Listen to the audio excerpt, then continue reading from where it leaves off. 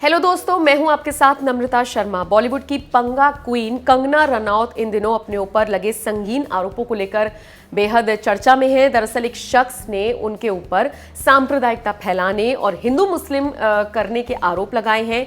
इतना ही नहीं, मुंबई पुलिस ने इसी पूरे मामले में जांच को आगे बढ़ाते हुए कंगना रनौत और उनकी बहन रंगोली चंदेल को समन जारी किया था और 26-27 अक्टूबर को पेशी के लिए कहा था। चूंकि 27 अक्टूबर हो गई है और कंगना रनौत को 26 को बुलाया गया था, 27 को रंगोली को बुलाया गया था।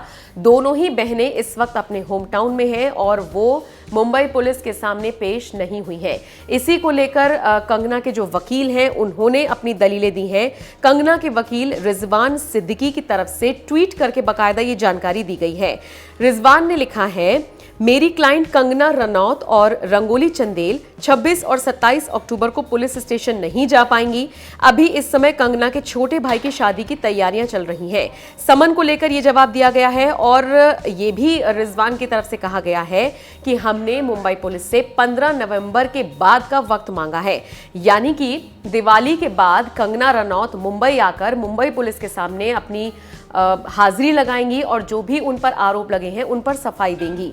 दरअसल कंगना रनौत और उनकी बहन बेबाकी से ट्विटर पर बहुत सारी चीजें लिखती हैं, बॉलीवुड को लेकर लिखती हैं। कोई भी मुद्दा पूरे राष्ट्र में गूंजता है तो उस पर लिखती हैं।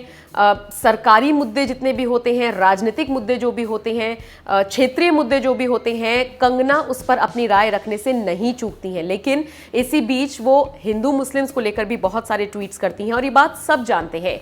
इसी को लेकर एक शख्स ने बांद्रा कोर्ट में एक अर्जी दाखिल की थी और उस अर्जी में उन्होंने लिखा था कि कंगना न सिर्फ बॉलीवुड को बदनाम कर रही हैं, देश की छवि खराब कर रही हैं। जो एकता का संदेश हमारा देश देता है उस यूनिटी को वो खराब कर रही हैं। वो न सिर्फ बॉलीवुड में बल्कि पूरे देश में हिंदू मुस्लिम के बीच में जो दरारें हैं उनको बढ़ा रही हैं, बजाय उन चीजों को खत्म करने के। तो इस तरह के जो संगीन आरोप कंगना पर लगे थे उनको लेकर कंगना को मुंबई पुलिस ने समन जारी किया था। लेकिन अब जानकारी ये आ रही है कि 26 में तो कंगना नहीं गई हैं, आज 27 में रंगोली भी नहीं जाने वाली हैं।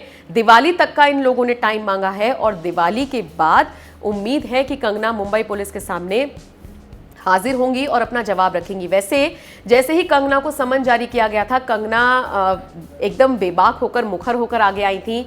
उन्होंने न सिर्फ मुंबई पुलिस को घेरा था बल्कि उन्होंने महाराष्ट्र सरकार पर भी तीखी प्रतिक्रिया जाहिर की थी और बहुत तंज कसते हुए उन्होंने अपनी जो आप कह सकते हैं गुस्सा था, नाराजगी थी महाराष्ट्र सरकार के खिलाफ, वो उन्होंने जाहिर की थी। और दूसरी बात, कंगना रनौत और महाराष्ट्र सरकार के खिलाफ जो विवाद है वो भी किसी से छिपा नहीं है। इसी बीच कंगना को नोटिस जाना, कंगना समझ रही हैं कि ये सारी चीजें एक प्लान के तहत की गई हैं।